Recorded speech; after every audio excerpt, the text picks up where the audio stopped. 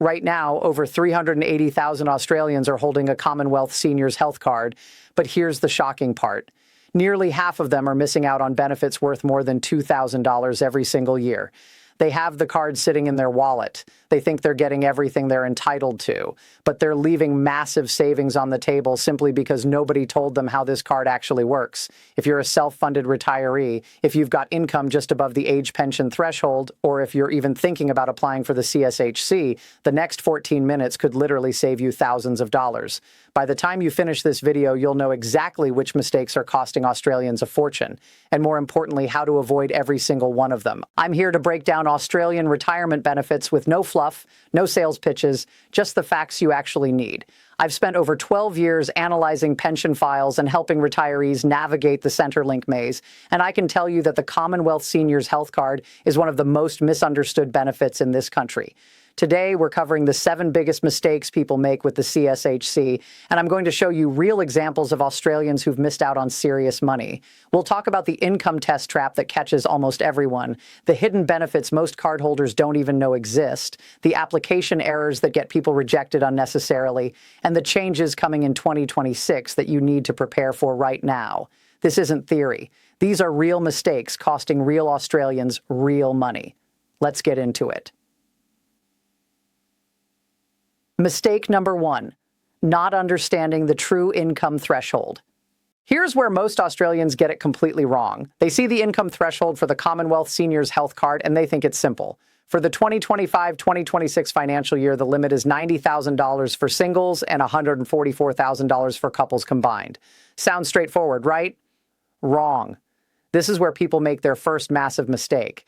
Janet from Brisbane thought she was well under the limit. She had $75,000 in assessable income from her super account-based pension, so she figured she was safe. What Janet didn't realize is that Centrelink uses adjusted taxable income, not just your super pension. When Services Australia processed her application, they included her deemed income from her term deposits, the taxable portion of her super pension, her rental property income, and here's the kicker, her net investment losses got added back.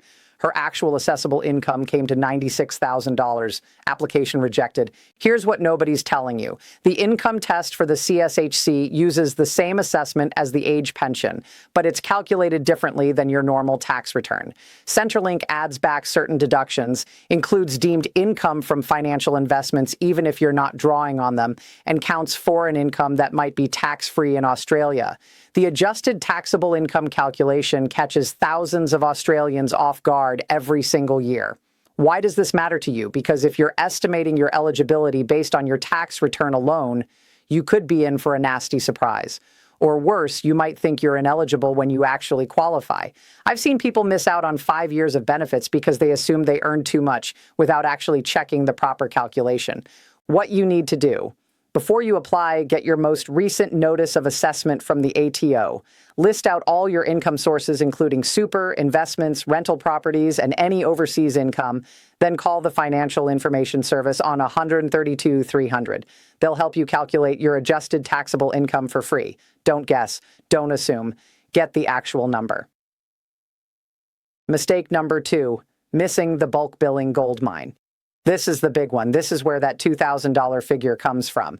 Most CSHC holders know the card gives them cheaper medicines under the pharmaceutical benefit scheme. That's the obvious benefit. But here's what's costing people a fortune. They don't realize the card gives them access to bulk billing at medical practices that offer it. Picture this. Robert from Adelaide has had his Commonwealth Seniors Health Card for 3 years. He's been going to his regular GP, paying $85 per visit out of pocket, getting about $40 back from Medicare, so he's paying $45 each time. He goes to the doctor roughly once a month for ongoing health monitoring. That's $540 a year he's paying. His wife, Margaret, goes even more frequently because she's managing diabetes. She's paying about $720 a year in gap fees. Here's the thing Robert and Margaret had no idea about.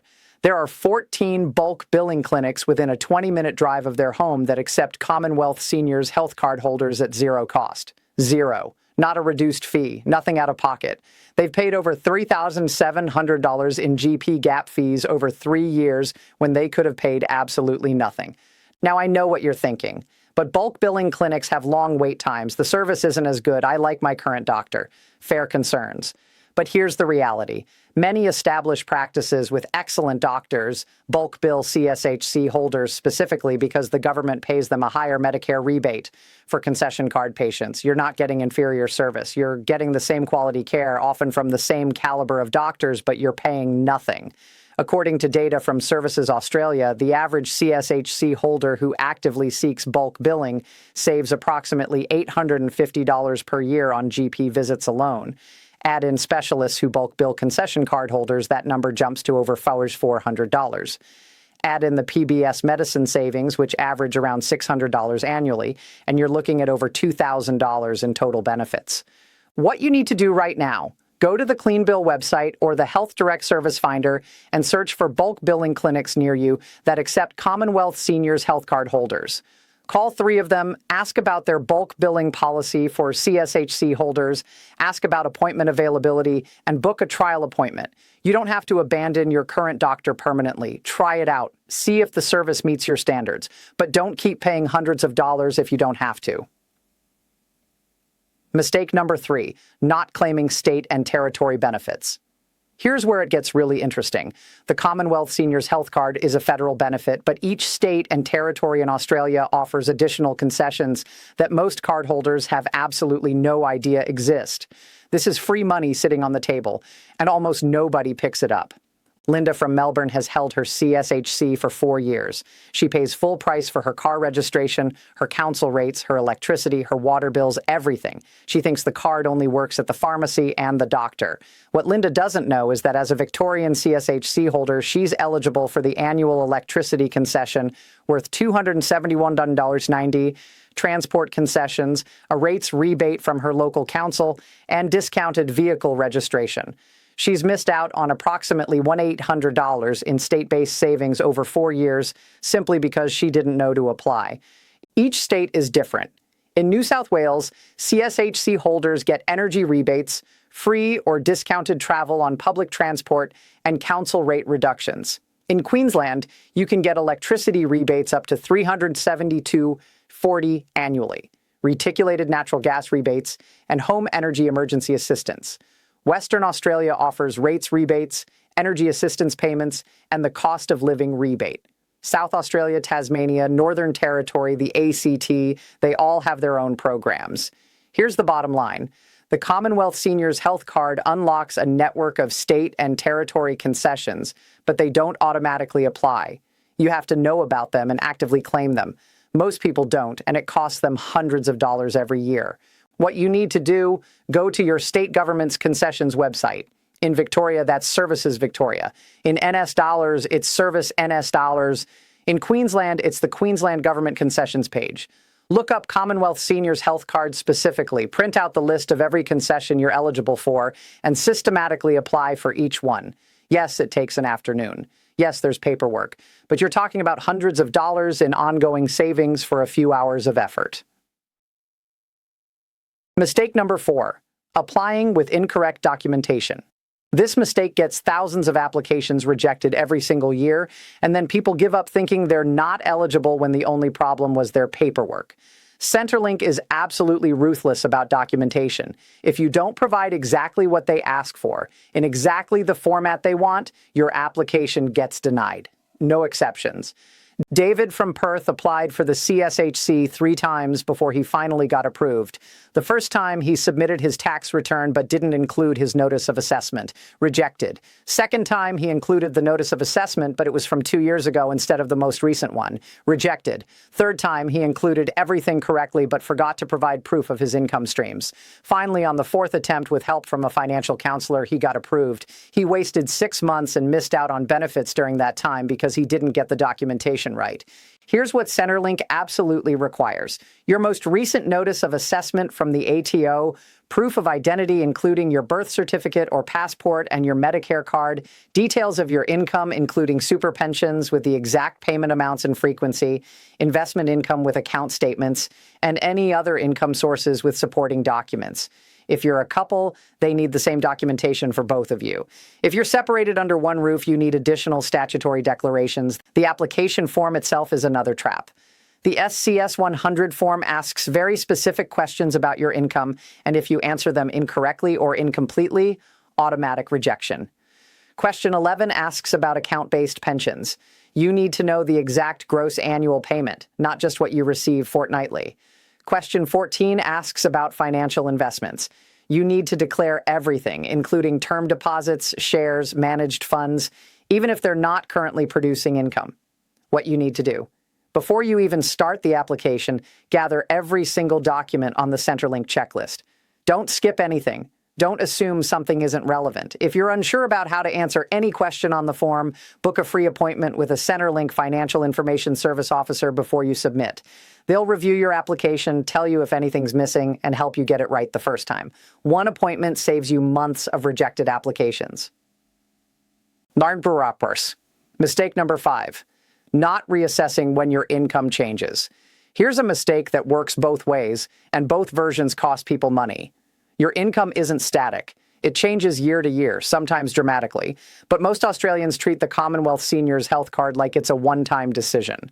Either they qualified once and assume they always will, or they were rejected once and assume they never will. Both assumptions are wrong.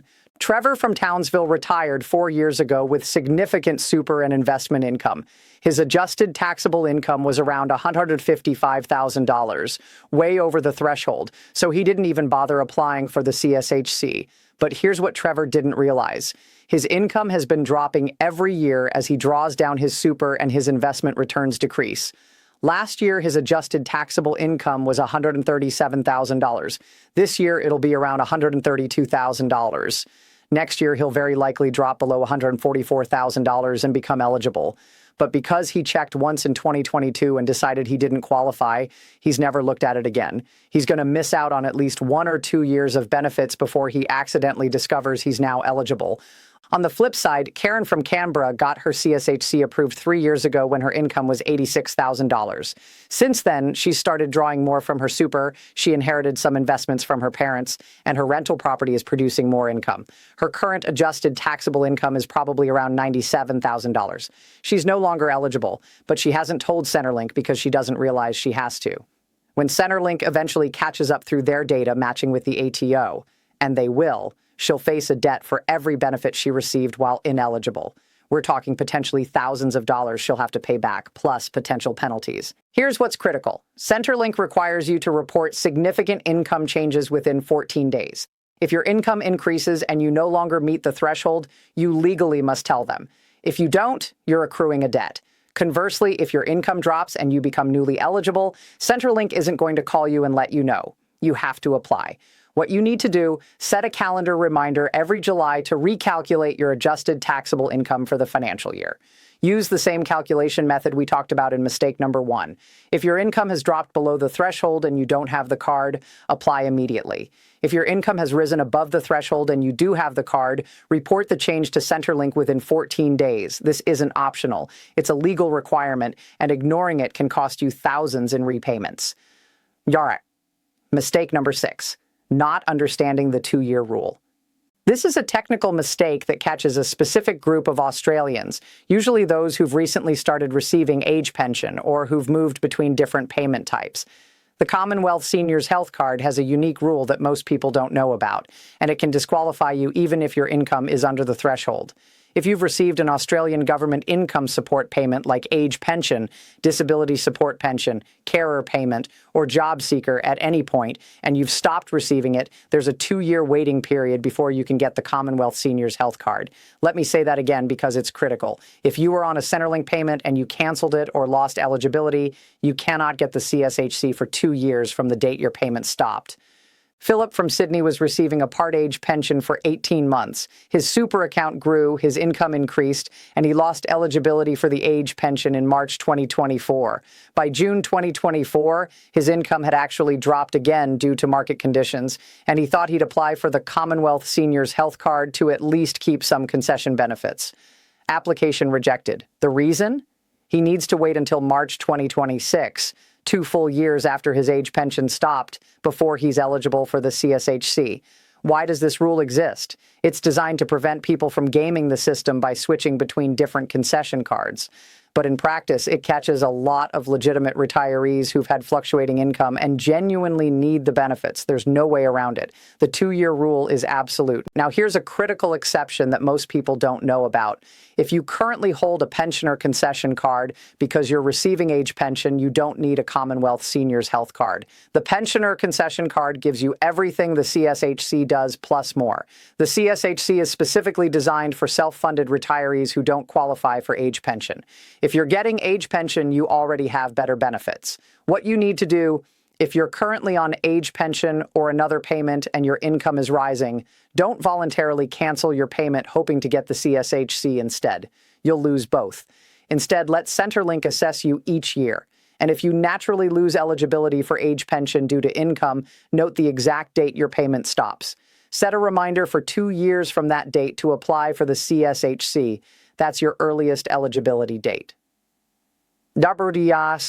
Mistake number 7, ignoring the 2026 income threshold increase. Here's the mistake that's going to affect tens of thousands of Australians in the next few months, and most people have no idea it's coming.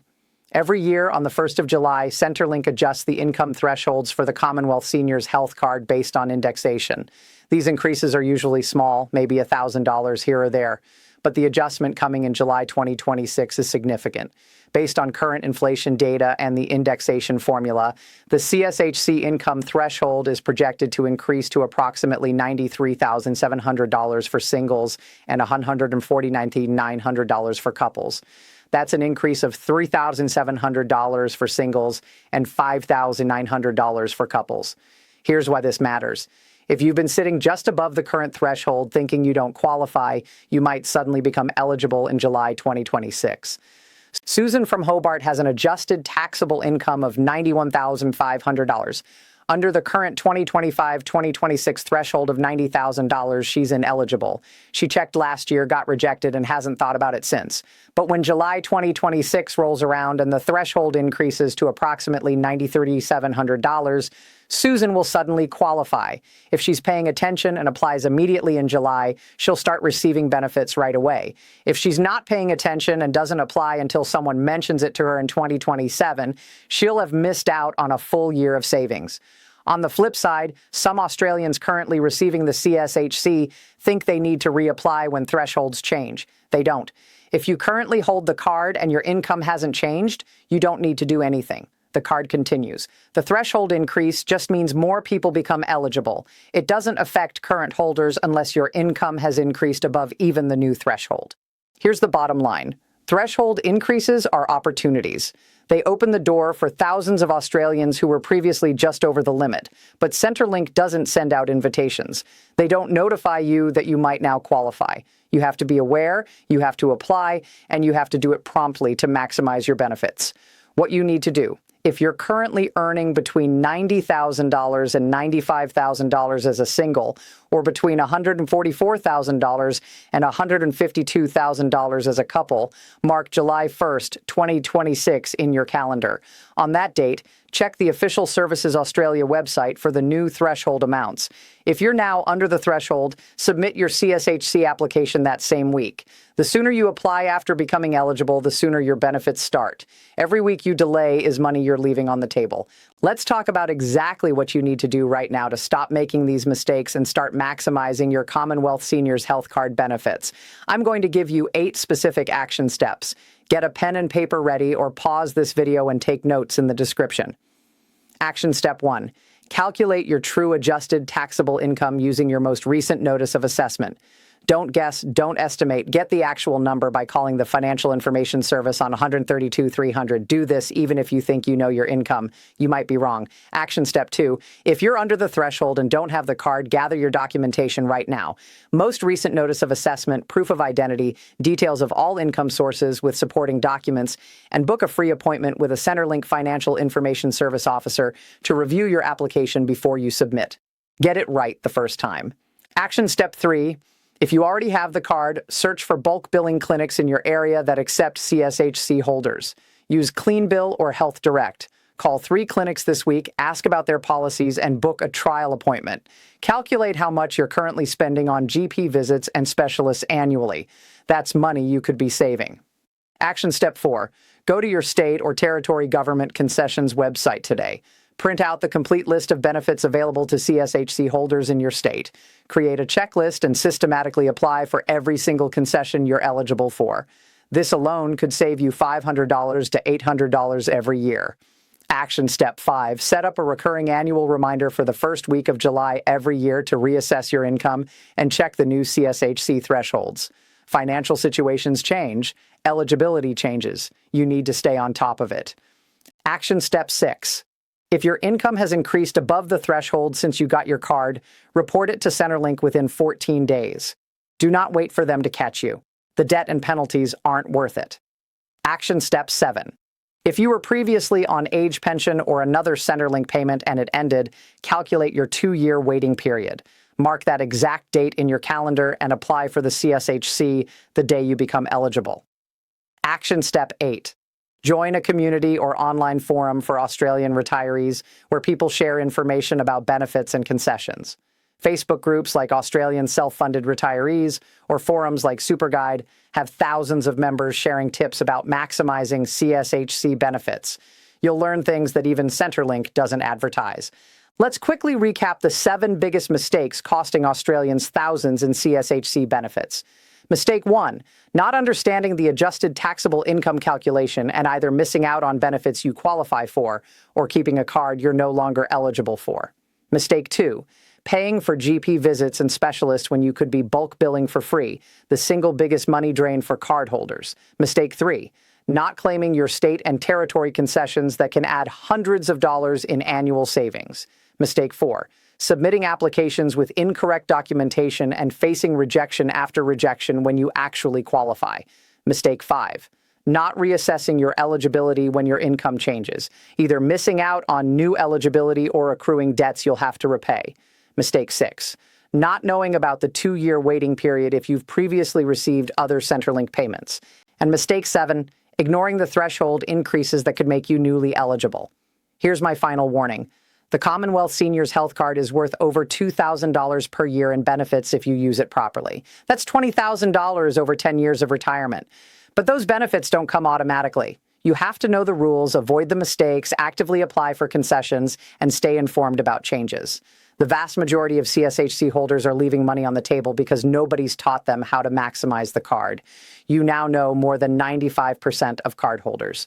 Use that knowledge. Take action today. Your financial security in retirement depends on squeezing every dollar out of the benefits you're entitled to. Don't leave thousands of dollars sitting unclaimed. If this video just saved you hundreds or even thousands of dollars, hit that like button and subscribe to this channel because we're breaking down Australian retirement benefits every single week with no fluff, just facts. Drop a comment below and tell me which mistake you were making or which action step you're going to tackle first. And if you want to see me break down the age pension income test in the same detailed way, let me know in the comments and that'll be our next deep dive. I'll see you in the next video.